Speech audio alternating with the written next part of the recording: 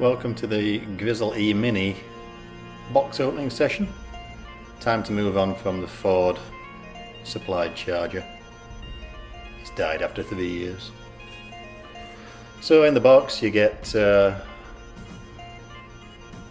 nice bag assembly to hold the unit in. Look at that, you get some popcorn too. That's gotta be worth the money. Seems like a few suppliers do that now. So it's a good solid bag, a nice handle. Quite heavy, but it will still fit in the frunk of the mach-E.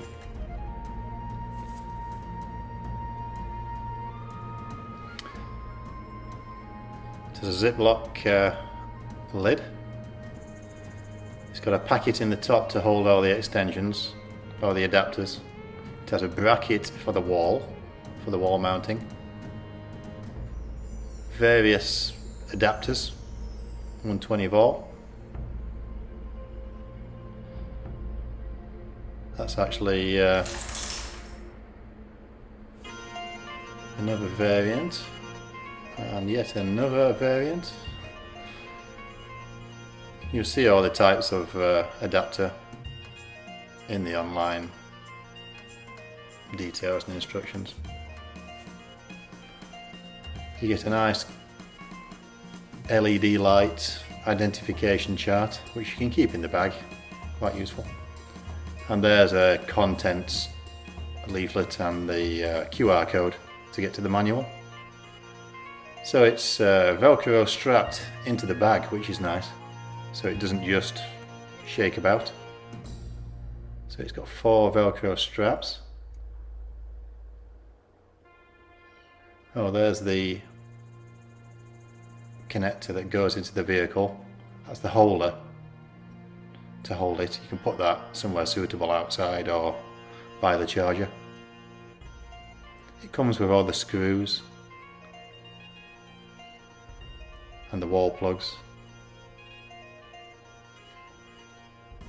I think it will fit quite nicely, and it has like a hanging mechanism too, so you can hang the cable. So let's take a look at this.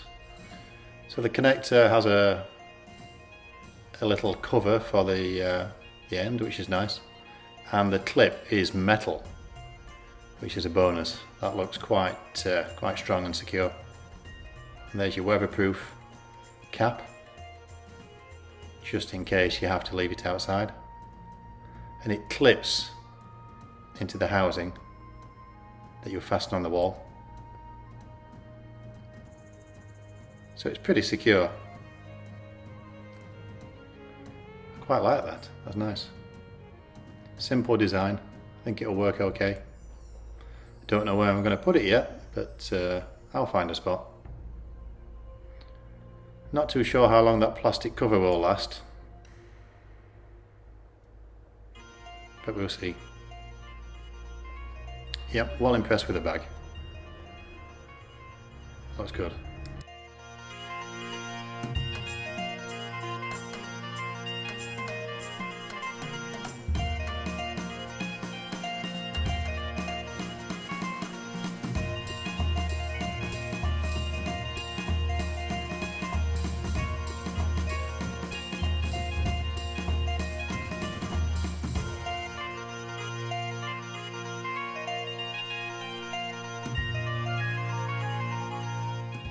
So it's a good strong cable they give with it. It's very high quality, very flexible.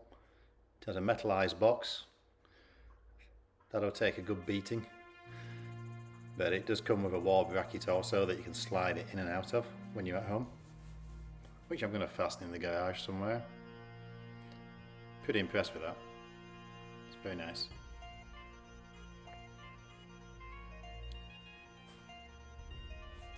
It has an LED on the front to show the charge state, whether it's blinking green, it's charging or not. This is going into an RV receptacle I have in the garage at the moment.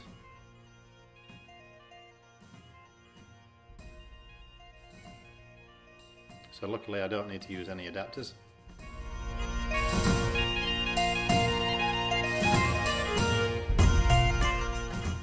Excuse the shaky cam. My videography technique isn't all that good. Just trying to give some close-ups of the adapters and some of the other items that came in the box. The autofocus is a bit skewy, but it'll get there. Shaky, shaky.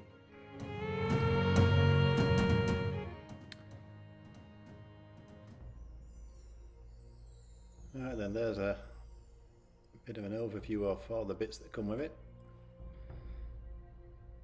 There's the connector, side view. I do like that, that's very strong, and the section where it comes out of the handle to the cable is well protected. Save the cable from bending. The wall bracket fits really nicely onto the main charging module. I'm doing this one-handed, so apologies. Look at that, even one-handed, slides straight in there. So that's going to look nice on the wall. It has 4 screws,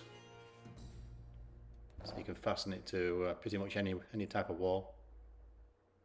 I'm going to put it there, right next to the power receptacle. Excuse the shaking cam again. I know I haven't got it straight. I will adjust it soon. I was doing this quickly for the video. It will be perfectly straight. Plugs straight in there into the receptacle. You get like a boot up sequence.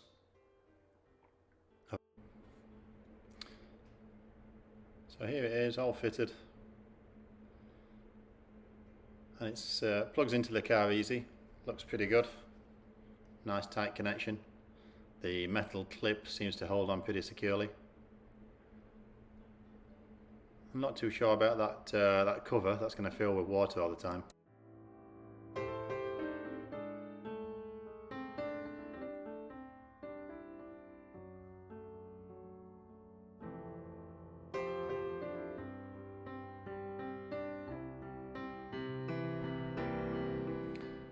So I've got mine preset with the jumpers at I think it's 40 amps inside the unit, and you can switch it from the app down to a lower amperage manually. Here's the charge state information.